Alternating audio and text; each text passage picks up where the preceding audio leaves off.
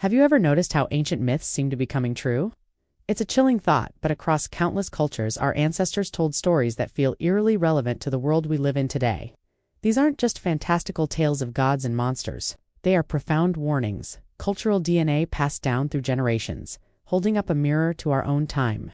Today, we're diving deep into 5 ancient myths that seem to have predicted our modern catastrophes, from climate change to social collapse. Are these just coincidences, or did our ancestors know something we've forgotten? Stick around to find out. Let's start with the most universal story of them all, the Great Flood.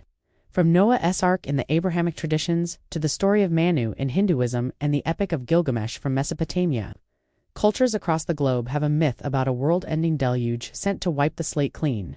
For centuries, these were seen as mere fables, but today, as sea levels rise, coastlines are swallowed, and once-in-a-century floods become a yearly event, these ancient stories take on a new, terrifying significance.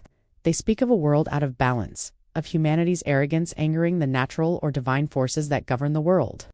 These myths weren't just about water. They were about a fundamental breakdown in the relationship between humans and their environment. The flood was a reset button. When we look at our own climate crisis, the parallels are undeniable. We're not facing a wrathful God, but we are facing the consequences of our own actions, pushing our planet's systems to a breaking point. These stories universally carry a theme of survival. Small group is always saved to start anew. It begs the question, as our own floods arrive, who gets a spot on the ark, and who gets left behind?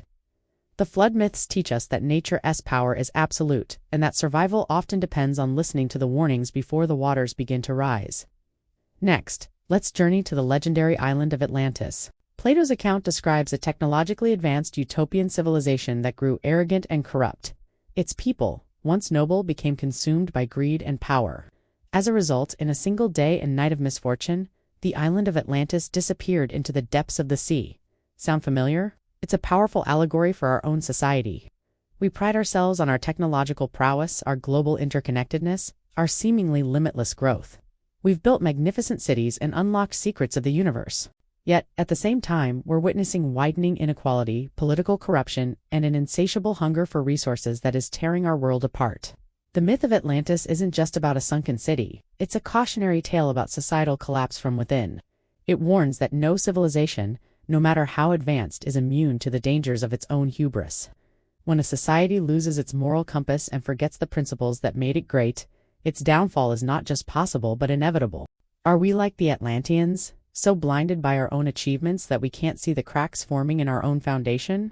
The story serves as a timeless reminder that technological advancement without wisdom and ethics is a recipe for disaster.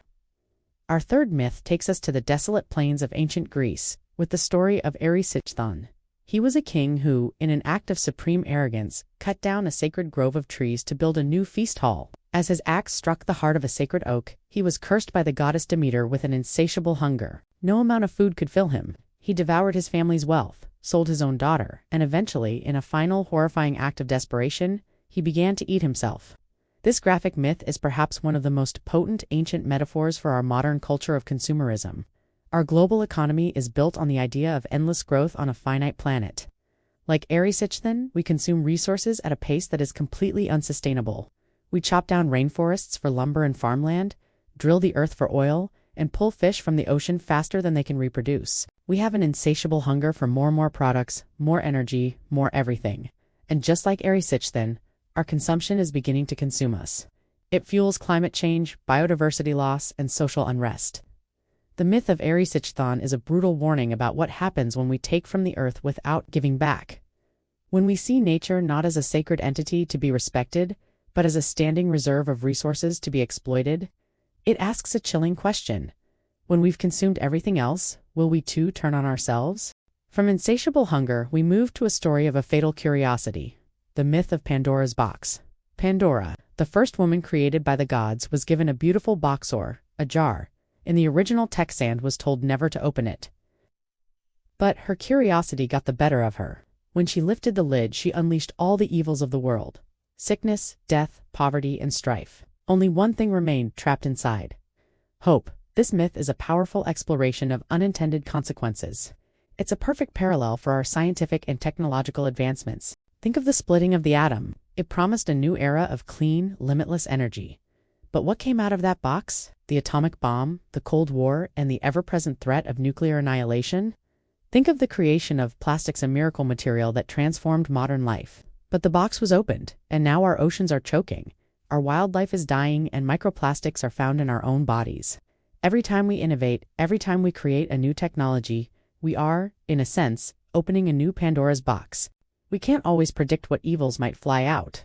Alongside the intended benefits, the myth doesn't say we shouldn't innovate or be curious, but it serves as a profound warning to proceed with caution, to consider the long-term consequences of our actions, and to always hold on to that last little bit left in the box: hope, because without it, the evils we've unleashed would be truly unbearable. Finally, we arrive at Ragnarok, the twilight of the gods from Norse mythology.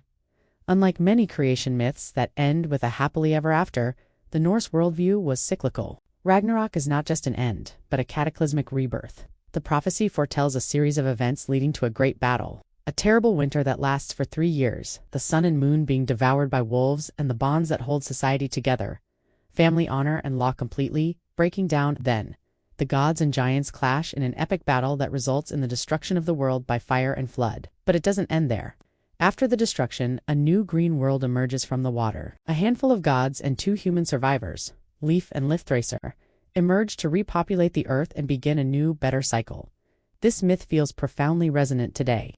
We are living through our own great winter of climate change, watching our societal bonds fray under political polarization and misinformation. It feels like the world we knew is ending. But Ragnarok offers a strange and powerful comfort. It tells us that destruction is not the final word. It teaches that even in the face of total annihilation, there is the promise of renewal. It's a message that acknowledges the severity of the crisis but refuses to succumb to despair. It suggests that our current system, with all its flaws and injustices, may have to fall for something better to take its place. Ragnarok is a myth about resilience, about the cyclical nature of existence, and the hard-won hope that even after the darkest twilight, a new dawn will eventually break. So what do we make of all this? Are these ancient stories merely echoes of past fears, or are they a blueprint for our future?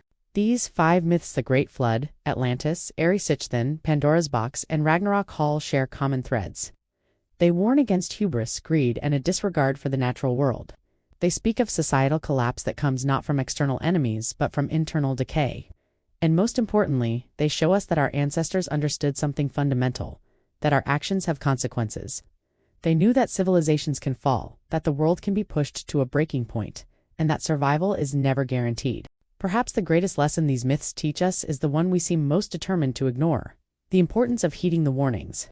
We have our own modern-day prophets, our climate scientists, our ecologists, our social critics, and, just like Cassandra of Troy, their dire predictions are often dismissed. These ancient myths are not prophecies written in stone. They are cautionary tales handed down through millennia, urging us to be wiser, more humble, and more thoughtful stewards of our world. The future isn't written yet. We are living in our own epic myth right now, and the choices we make will determine how it ends.